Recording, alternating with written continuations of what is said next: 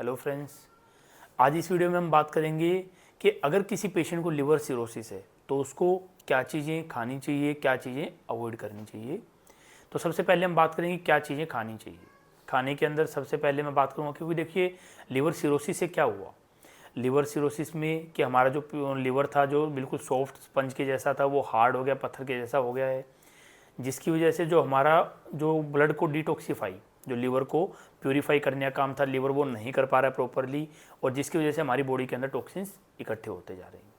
ठीक है, तो अब हम बात करते हैं कि क्या कौन सी ऐसी चीज़ें हैं कि जिससे कि हमारी हेल्प मिलेगी कि पेशेंट के जो सिम्टम्स हैं उनको कम करने में या पेशेंट के लिवर को ठीक करने में या कुछ किस तरह से हम मदद कर सकते हैं। तो सबसे पहले आता है कि एंटीऑक्सीडेंट्स या फिर बायोफ्लेवोनॉइड्स, क्योंकि देखिए कि लिवर प्रॉपरली काम नहीं कर पा रहा है, बॉडी के अंदर टॉक्सिन्स हैं वो इकट्ठे होते जा रहे हैं। जब हम डाइट के अंदर ऐसी चीज़ें लेंगे जिनके अंदर एंटीऑक्सीडेंट्स होंगे, जो हमारे जो टॉक्सिन्स हैं उनको कम करेंगे, उनको न्यूट्रलाइज करने में हेल्प करेंगे, तो इनडायरेक्टली वो हमारे लिवर को भी हेल्प करेंगे। अब कौन से खाने ऐसे हैं जिनके अंदर एंटीऑक्सीडेंट्स या फिर बायोफ्लेवोनॉइड्स ज़्यादा होते हैं, तो इसमें मेनली आते हैं हमारे जो कलर्ड, इसमें हमारे मेनली आते हैं जो हमारे कलर्ड फ्रूट्स और वेजिटेबल्स हैं। कलर्ड फ्रूट्स की बात करें तो जैसे ऑरेंजेस, एप्पल्स, बेरीज, स्ट्रॉबेरीज, ये सारी चीज़ें। और अगर कलर्ड ग्रीन लीफी वेजिटेबल्स जैसे कि स्पिनच, ब्रेन, ये कुछ ऐसी चीज़ें हैं जिनके अंदर हमारे बायोफ्लेवोनॉइड्स और एंटीऑक्सीडेंट्स बहुत ज़्यादा अमाउंट में, अच्छे अमाउंट में पाए जाते हैं, जिससे कि आपको ज़रूरत नहीं है कि मेडिसिन खाने की। कुछ लोग बोलते हैं कि जी कि मैं ये चीज़ें क्यों खाऊं, मैं या जो हमारी मल्टीविटामिन की टेबलेट्स आते हैं, कैप्सूल्स आते हैं, मैं वो भी तो ले सकता हूँ। हाँ, आप ले सकते हैं बिल्कुल, लेकिन अगर आप नेचुरली अपनी डाइट से ले सकते हैं तो आपको क्या ही ज़रूरत है कुछ भी मेडिसिन या टेबलेट्स खाने की।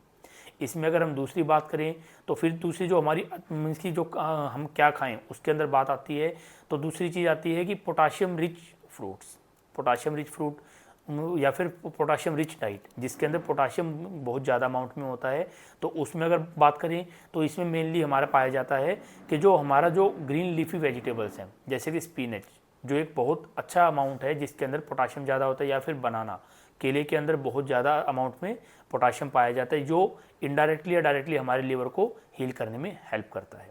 तीसरी चीज़ अगर इसी सीक्वेंस में हम बात करें तो फाइबर रिच डाइट। देखिए, क्योंकि हमारे लिवर जब डैमेज हो जाता है तो टॉक्सिन्स बॉडी के अंदर बढ़ जाते हैं। हमारी बॉडी से अगर टॉक्सिन्स को निकालना है तो उसके हमारे पास दो तीन तरीके ही हैं, या तो हम यूरिन के थ्रू निकाल सकते हैं या फिर हमारे टॉयलेट के थ्रू निकाल सकते हैं। तो जिन लोगों को कॉन्स्टिपेशन होता है तो हमने देखा है कि जिनको लिवर सिरोसिस के साथ में अगर कॉन्स्टिपेशन की प्रॉब्लम होगी तो उनको और ज़्यादा दिक्कतें आती हैं।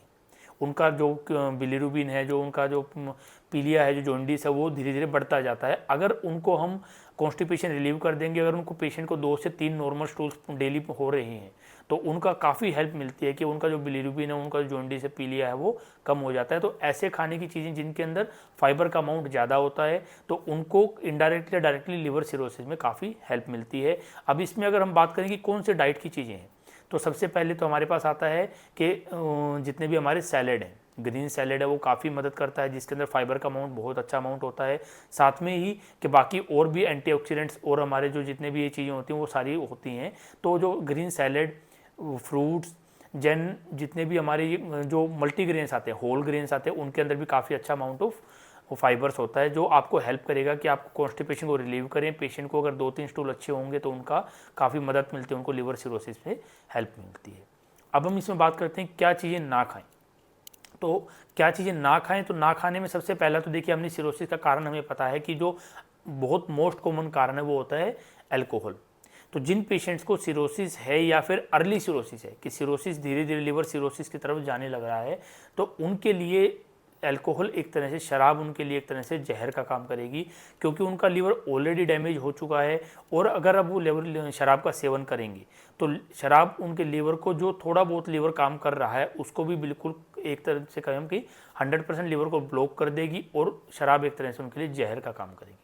दूसरा हम बात करते हैं कि अवॉइड सोडियम, या फिर हम कहें कि अवॉइड सोल्ट।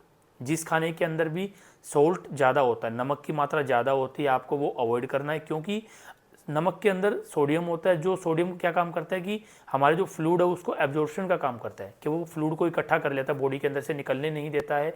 और अगर बॉडी के अंदर फ्लूइड ज़्यादा होगा तो वो कहीं ना कहीं क्योंकि लीवर हमारा प्रॉपरली काम नहीं कर पा रहा है, जिसकी वजह से क्या होगा कि पेशेंट को या तो पेट के अंदर पानी ज़्यादा भरेगा, या फिर जो हमारी खून की जो वेरिसेस हैं, ईसोफेजियल या फिर गैस्ट्रिक वेरिसेस, उनके अंदर प्रेशर ज़्यादा होगा, जिससे पेशेंट को खून की उल्टियाँ होने के चांसेस ज़्यादा होंगे। तो इसलिए उनको अवॉइड करना चाहिए कि जिन खाने के अंदर नमक की मात्रा ज़्यादा होती है, जैसे कि हमारे जो पैकेट के चिप्स, कुरकुरे या फास्ट फूड की ये चीज़ें आती, या फिर नॉर्मल डाइट में भी अगर आप अपना नॉर्मल खाना खा रहे हैं तो आपको डेली 2 से 3 ग्राम ही नमक खाना चाहिए। उससे ज़्यादा नमक अगर आप खाएंगे तो आपके लिए वो हानिकारक होगा। तीसरा इसमें बात करते हैं कि अवॉइड लिक्विड चीज़ें। देखिए, क्योंकि जितना ज़्यादा आप पानी पिएंगे या लिक्विड चीज़ें लेंगे, उससे क्या होगा कि अल्टीमेटली आपके जो खून की नसें हैं उनके अंदर प्रेशर ज़्यादा होगा। प्रेशर ज़्यादा होगा तो पेट के अंदर या तो पानी ज़्यादा भरेगा, या फिर आपकी जो नसें हैं उनके अंदर खून का प्रेशर ज़्यादा होगा, जिससे कि उनके फटने के चांसेस ज़्यादा। बाकी अगर इस टॉपिक से रिलेटेड और भी वीडियोज़ आपको देखनी है, हमारी डिटेल वीडियोज़, आपको हमारे डिस्क्रिप्शन बॉक्स में लिंक मिल जाएगा, वहाँ से आप हमारी बाकी वीडियोज़ भी देख सकते हैं। या फिर अगर आपको किसी भी तरह के आपको कोई क्वेश्चंस हैं, कोई भी क्वेरीज हैं, तो नीचे दिए गए नंबर्स पे आप हमसे कॉन्टैक्ट करके आप हमसे कंसल्ट कर सकते हैं, ताकि हम आपकी हेल्प कर सकें, आपको इस समस्या से निकालने में आपकी मदद कर सकें।